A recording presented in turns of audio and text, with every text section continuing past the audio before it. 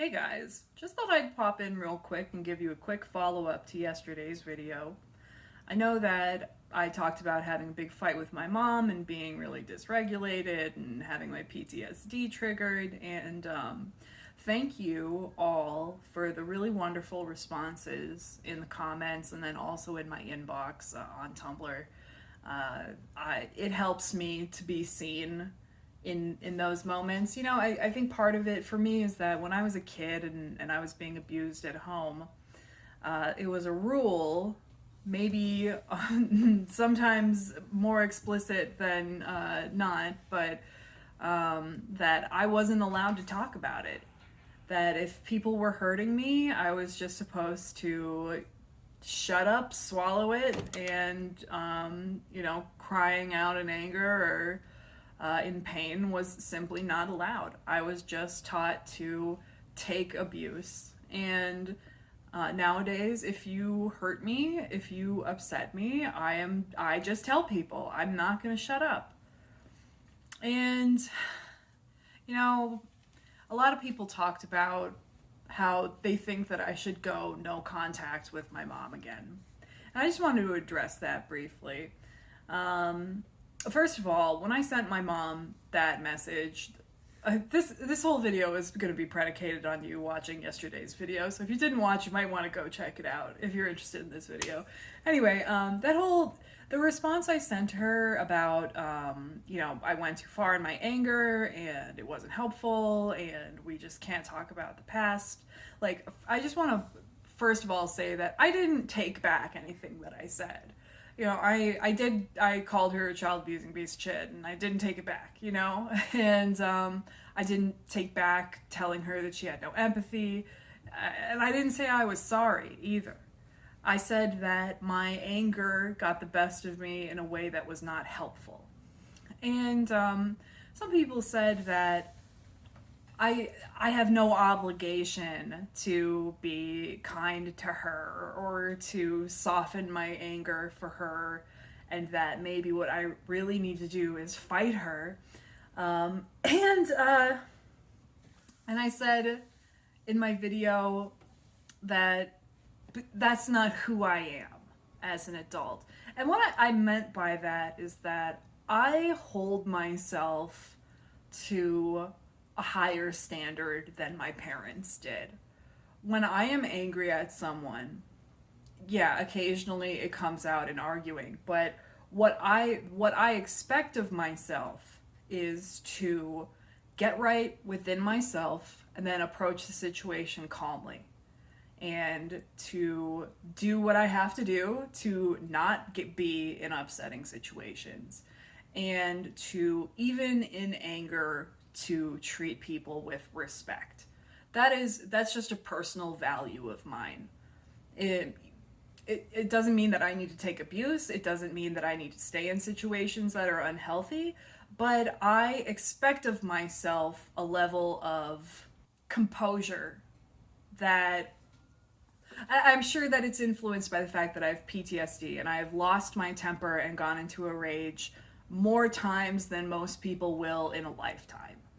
And so it's something that is important to me, is something that I've been working on, is that I am trying to be composed.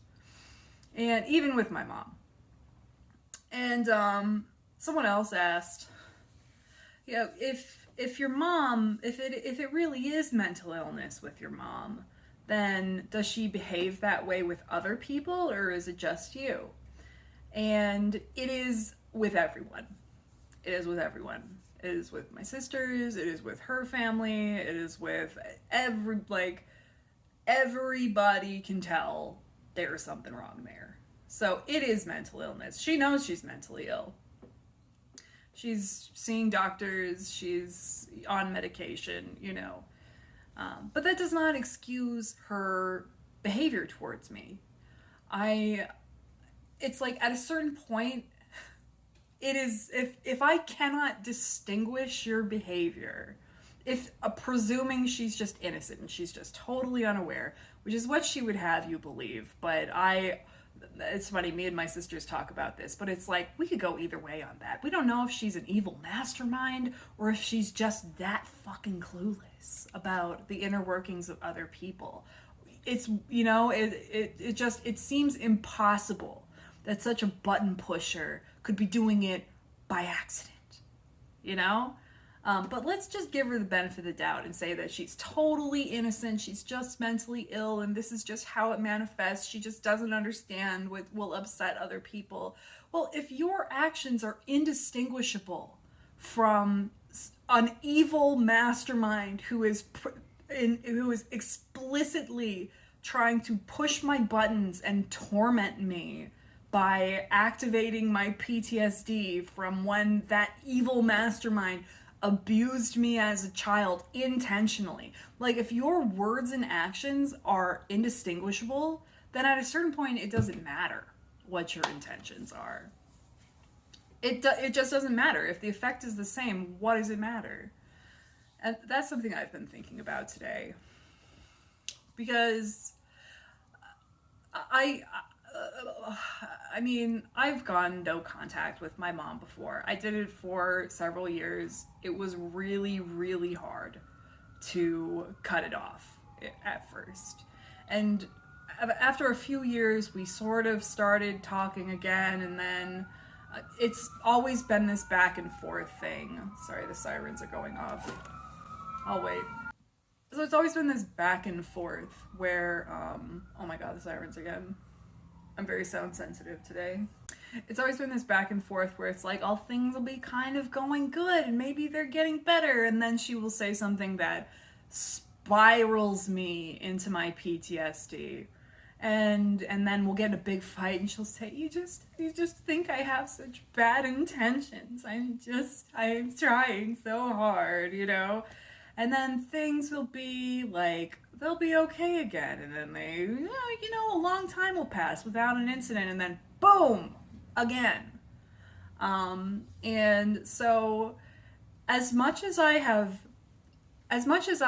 would like to have a good relationship with my mom, we've never gotten that close again after the full no contact. It's like inching towards each other and then, oh, fuck you. And then inching towards each other and fuck you again. And I almost feel like the no contact was more difficult because it's like, and that because she's my mom, I'm gonna see her.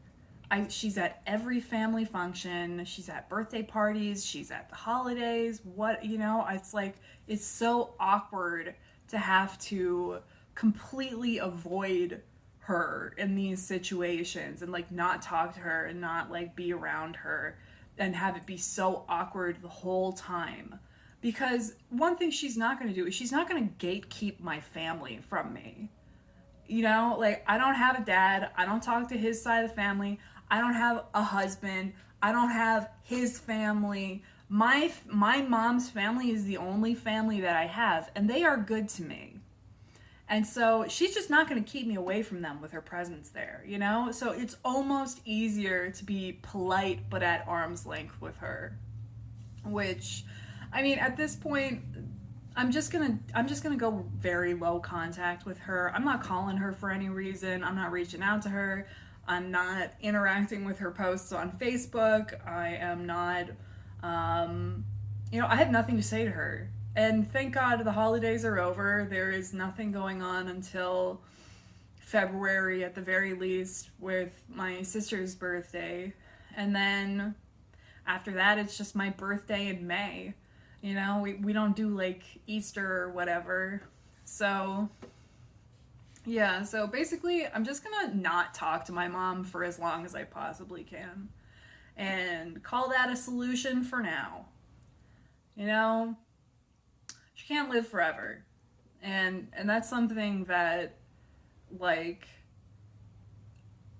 is a motivating factor for me to keep trying, to keep coming back to this. Like, she can't live forever. She's old. Like, her health is not great. What she got, like 10 years left? But yeah, it's been a hard 48 hours. And last night, I was still feeling very dysregulated all the way up until bedtime. I couldn't fall asleep. I take some Xanax to fall asleep.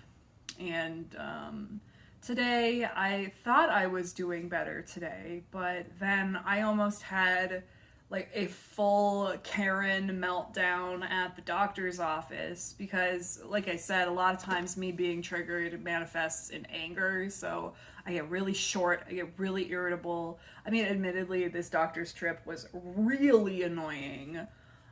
The nurse seemed like she was drunk, and then I found out that I actually didn't even need to be there. The nurses had called me from the office and scheduled me for an unnecessary pelvic exam, which wasn't covered by my insurance because I had already done it this year, but they told me that I had to do it if I wanted to get my birth control refilled. And every fucking time I go to the doctor's office, it drives me crazy. This is just gonna be a gripe session now. What drives me crazy is these forms that they hand you at the beginning of when you get there. It's like, fill out these forms. They always give me the PHQ-9. Like, they always give me the anxiety assessment. Do you know how many of those forms I fill out every year? I mean, it must be 15 times a year. I fill out those forms. It is so obnoxious. Like, I get it. I'm mentally ill. I am under medical supervision twice a week by professionals, and then by another professional every couple months with my medicine. I get it. I'm depressed. I have anxiety. I don't need the fucking PHQ-9. What are you going to do about it? Refer me to a therapist? I'm already in therapy twice a week. Like, fuck off. And then like, they handed me another form. It was like pronouns, sexual orientation, like pregnancies, like that sort of thing. And like, I was like, okay, I'll fill this one out. But then like, I only got like 3 questions done. They just take the forms back. You know why? Because it doesn't fucking matter. It doesn't matter if you fill them out or not. And it was just annoying. And as I was in the car, I was like, okay, I am still... I was in the office. I was like, you're too angry. What is going on? Not what is going on. I know what is going on. I'm still dysregulated. I need to calm down. It's like, I can see myself being short with people. And I can feel myself being angry, but it's like, there's nothing I can do about it. I'm taking my medicine. I'm doing my... I'm checking all the boxes here, but like, that's just the nature of PTSD, once you get dysregulated, especially like a major event like this fight with my mom, like, 'cause to me this feels like a really major event. It's like, you will remain unregulated for days, and so yeah, that was today. And once I got back home, I felt really depressed. Yep. I was, but a little bit comforted by the response to my video that I posted yesterday about it. Like, I really think that people are just gonna say you're crazy for reacting that way to such a small thing, But yeah, apparently, like, your parent murdering your pet when you were a kid and then bringing it up like it's a funny joke, is not like, it's not just some little thing. But yeah, I was like, okay, I need to do something with my body. So I cleaned my apartment for a couple hours, and I was listening to Bo Burnham's Inside album, and that song FaceTime with My Mom came on, and I was like at my sink doing dishes, and I just stopped and I like cried. So I was like, some people can just talk to their mom. Some people have a good relationship with their mom, and I don't. And I thought about being like an orphan, basically, because I mean, my dad's dead. Oh my God, if I'm not talking to my mom, I super would not be talking to my dad. Woo! I have nightmares where he comes back to life and I have to kill him again. But yeah, it's like, I don't have any parents, and like, I know that I'm 35, but it's still sad. It's still sad. It's sad for me. I feel sorry for myself for never having parents in my entire life. And that, even just these simple things like cooking and cleaning and, showering and making sure I have comfy clothes and, all of this is a form of reparenting in a way. for me, because like of course there were long periods of time in my life where I wasn't able to do these things. I wasn't able to maintain a clean living space. I wasn't able to work or adequately feed myself. I mean, there's like some capitalism in there as well, don't get me wrong. Like, I definitely have experienced poverty for most of my adult life, and like now I don't, and it's like I really feel like I'm meeting my basic needs in a way that is healing to me. Anyway, I'm rambling, but all this to say that I'm gonna be fine. This is not the worst fight I've ever had with my mom. And this is not the worst thing that she's ever done to me. And all that this is it's a learning experience. It's just another step on the road. And I feel like I am otherwise in a very strong and good place in my life, where I am allowing myself to feel these feelings. I feel like I am correctly interpreting them. I am able to express them in a way that is coherent and that other people understand, and like I'm understanding that I'm not alone in these experiences. And there's just a lot of grief that I need to process in my life still. And my therapist, I don't know if I said this in another video, but my therapist recently told me that because I've entered a later stage of recovery now, where I've been sober for 2.5 years, I'm doing EMDR, I've gone through the eating disorder clinic, I'm really making progress here. She said that I can expect a period of time where I am going back through past periods of my life, and I'm gonna be feeling some very strong feelings about them, because who I am now would react to those situations in the past completely differently than past me did. And I'm gonna feel really upset, and I'm gonna feel angry, and I'm gonna feel grief, and it's all part of processing. And even though it sucks, it's like the EMDR, it's like, even though it sucks to have to feel these feelings, I am feeling them, and that is the point. Like last night I was laying in bed, and I was, honestly, I'll be honest with you, when I was at that Christmas party after my mom left, two of the people, the hosts, got little bottles of Jameson whiskey in their stockings. And I looked at those bottles a lot of times. And, I was thinking about stealing them, or just how nice it would be to have a little bottle like that. And even yesterday, I thought about relapsing a lot. I wasn't close. I never left my house to do it. It was like I didn't take one single step towards the door, but I thought about it. And really late at night, I thought, I want to relapse right now. Not a little bit for the effect of the drug, but mostly just to show people how hurt I am. Because if I relapse, it's undeniable, right? I've been sober for 2.5 years through some really difficult shit. If I relapse now, then other people will know how hurt and upset I am. And once I thought of it that way, it's like, no, I just need to tell people. I need to reach out to people. I need to communicate to people. And I need to help myself not feel so hurt and upset. I need to bear these feelings. And so that's what I'm doing.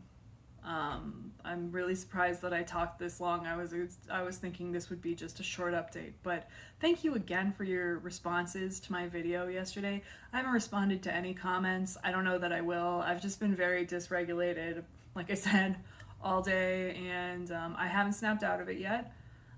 But I'm feeling better today than I did yesterday, and really, as much time as I can put between me and this ugly incident, I think I'll just feel better and better. So, thanks again. Bye.